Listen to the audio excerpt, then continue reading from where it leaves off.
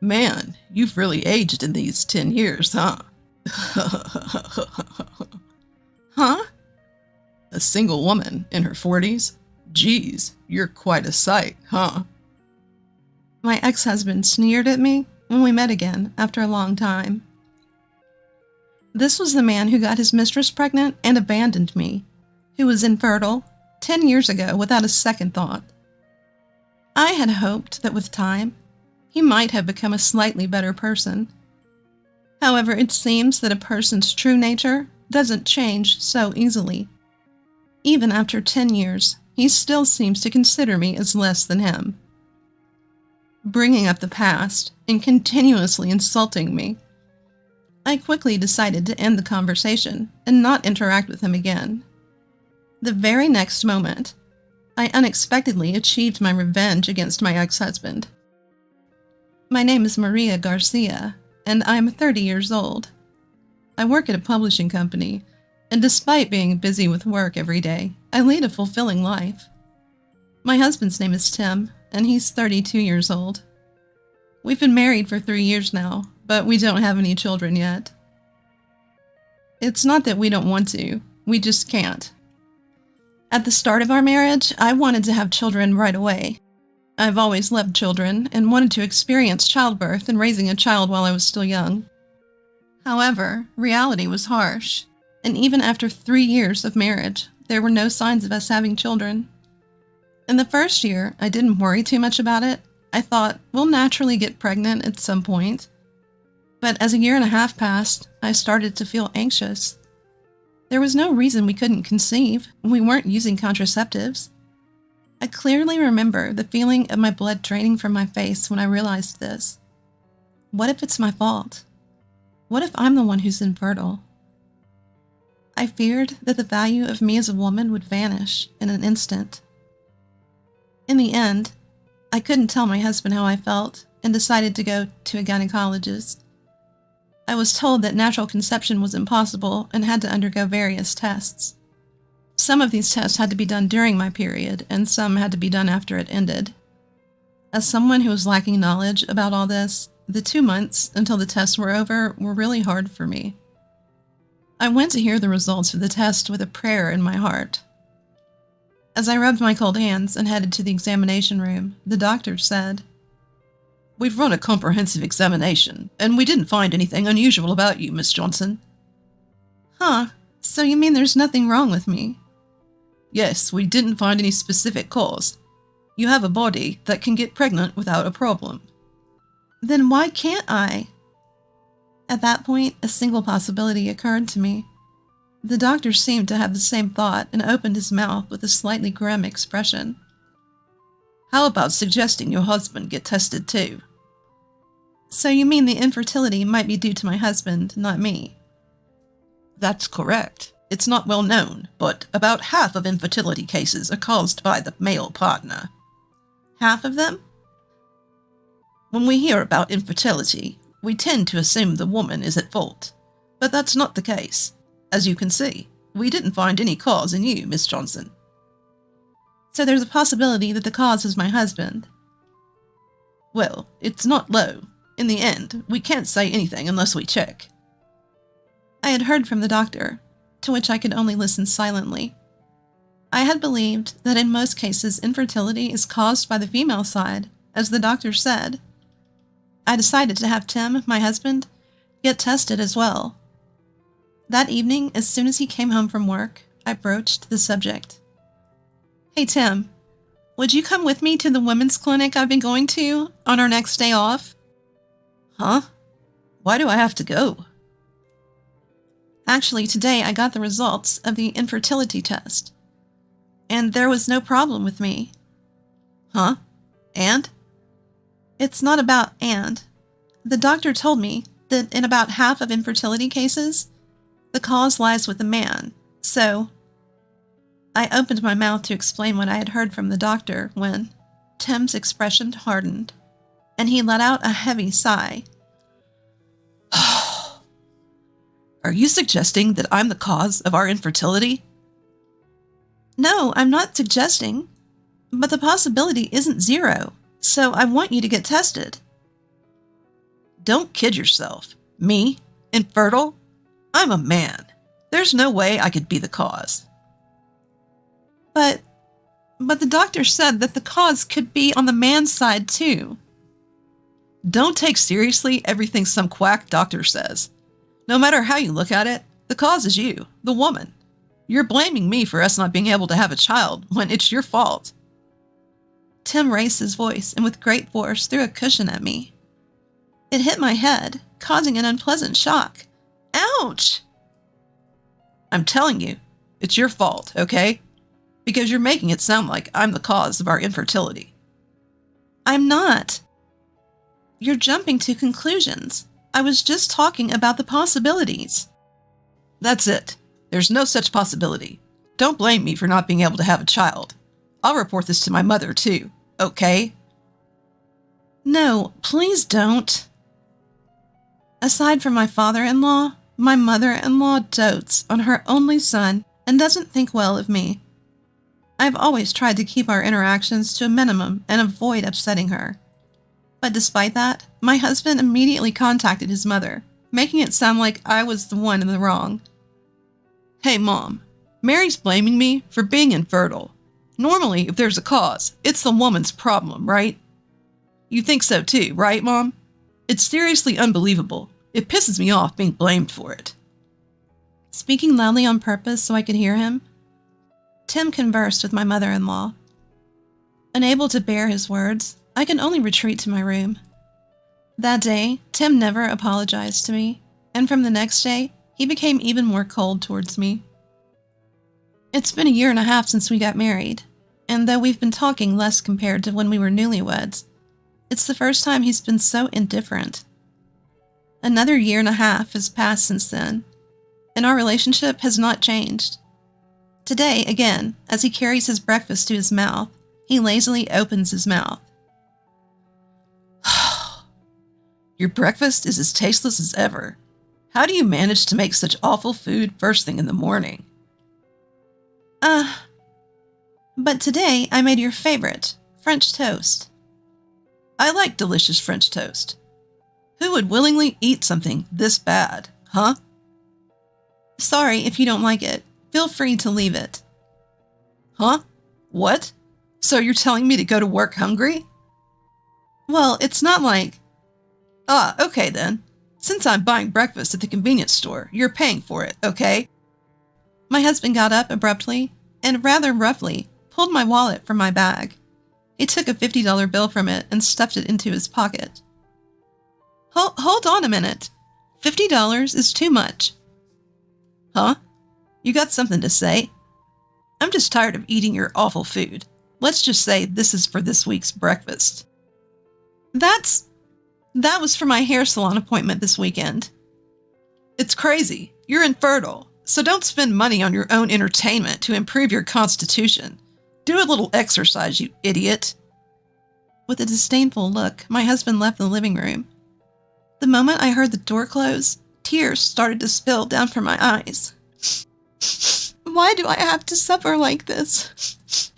A mixture of frustration and sadness overwhelmed me. Before I knew it, I had been crying in place for 30 minutes. Such were the days.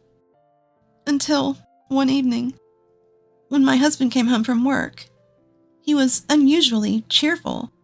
I wondered if something good had happened.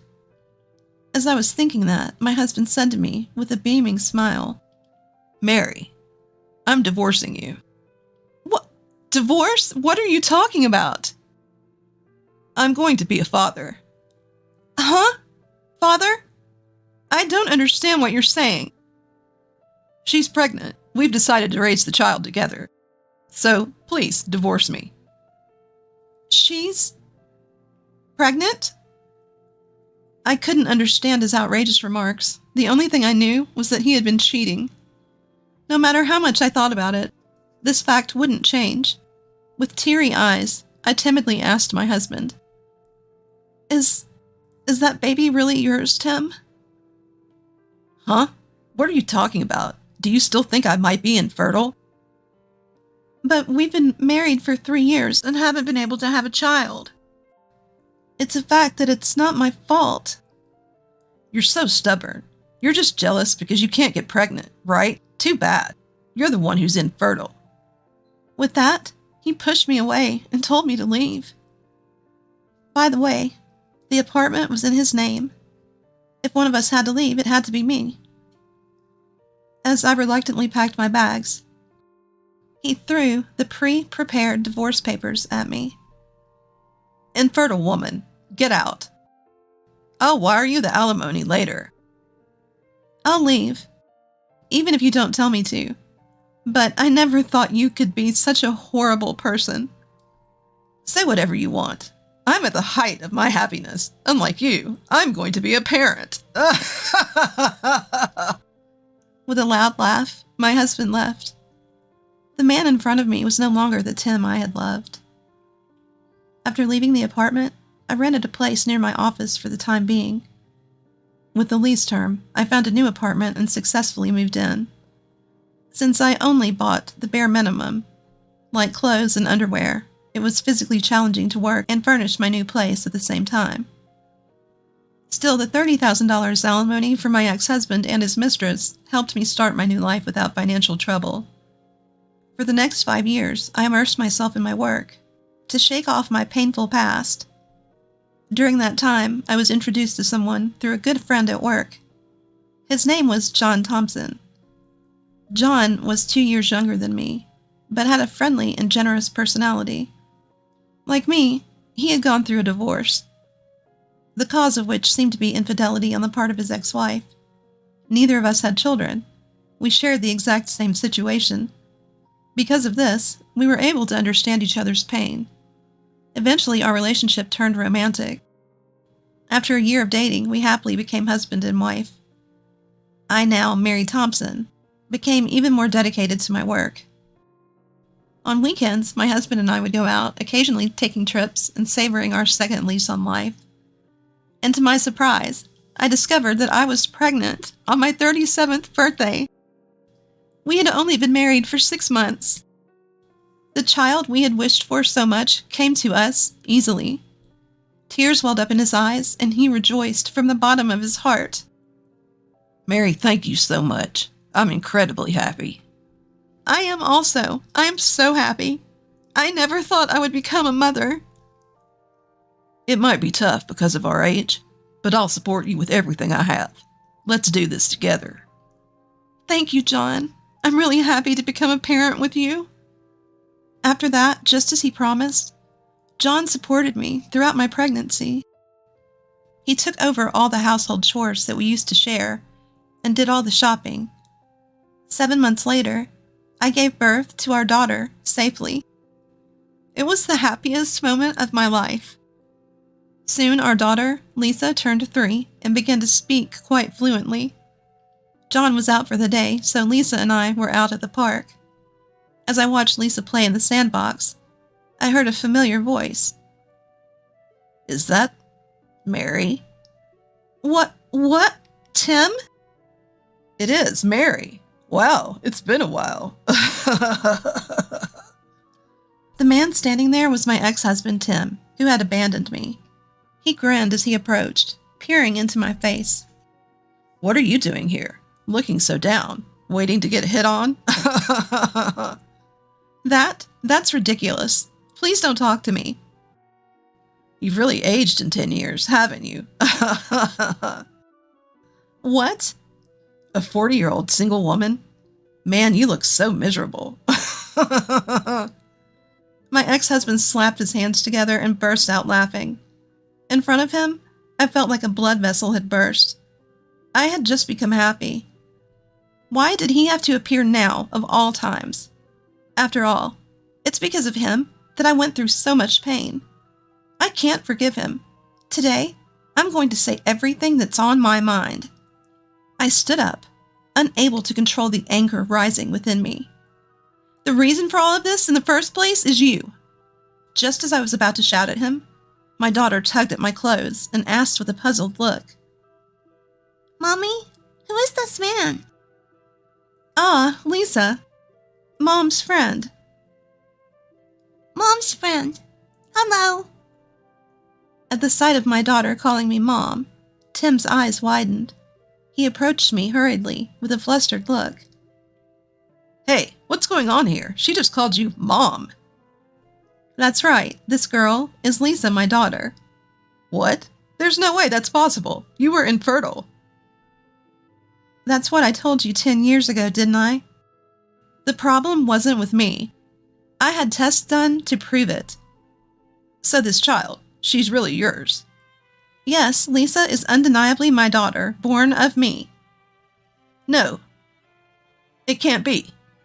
You were sterile.